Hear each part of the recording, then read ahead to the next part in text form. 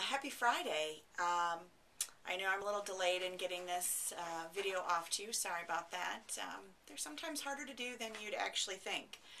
I wanted to talk a little bit about your field experience and the journal that I'm requesting from you. I'm going to post this on our webpage.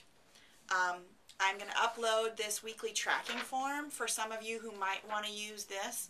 It won't be required to use, but it might be helpful. On it, it talks about basically it has a place for your name and then to tell me how many hours you did that week with an initial for your supervisor at the location to track your hours.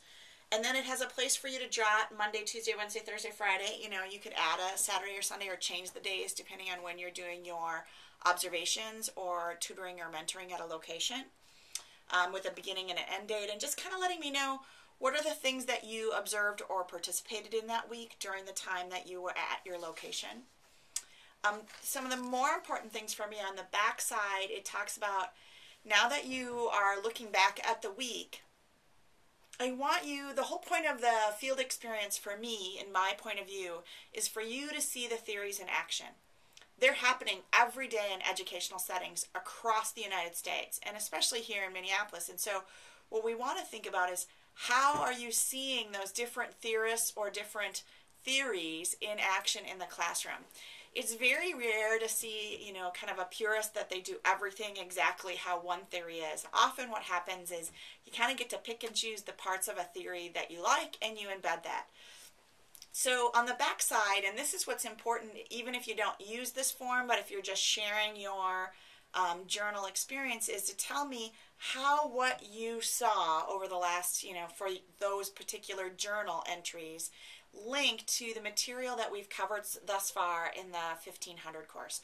So think about the content, think about the theories, think about the discussions we've had on the discussion board, and which of those theories or theorists are showing up in life, in an activity that you're observing, and or maybe even thinking about, wow, this activity would have been so much better, or this interaction with this child or group of children would have been so much better if they would have maybe done a different theory. So it's really having you go out, see what's happening in the field, relate it back to the material that we're learning in the class, so that you can get an idea of maybe how you might eventually want to teach.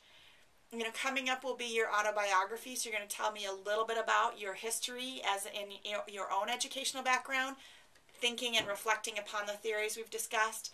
And at the end of this class, you're going to write a why teach essay, which ideally you're going to pull in your your educational autobiography and talk about where you came from. You're going to talk about your experiences in your field journal, and then from that information and what we've learned and what you've seen and what you've experienced, then you're going to determine how and why you want to be a teacher.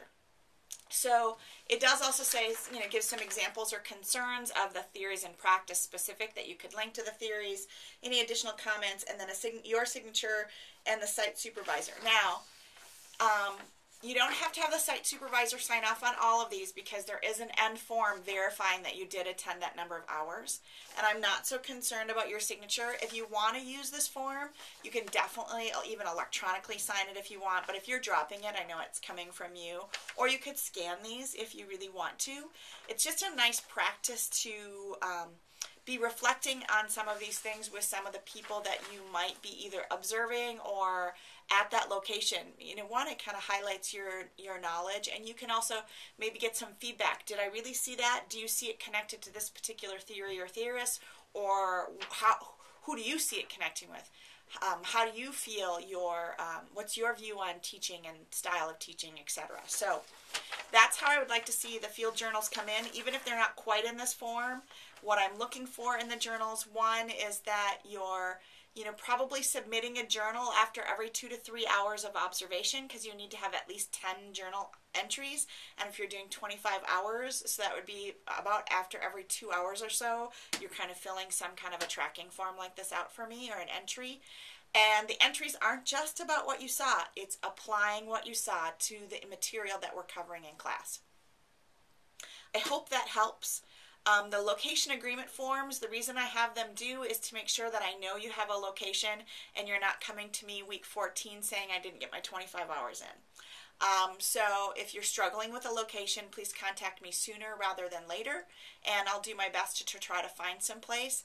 The reason I push that so early as well is a lot of times you'll have to do a background check before you can be placed, and that can take a couple weeks to get cleared. So I hope you're all on that.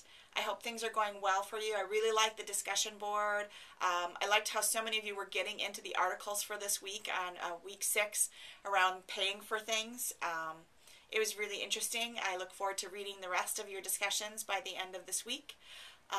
You're all graded and current and up to date, I believe, by this morning. It's a little after 11 on Friday the 5th. So I hope you have a great weekend and stay warm. And let me know if you have any other questions. Thanks.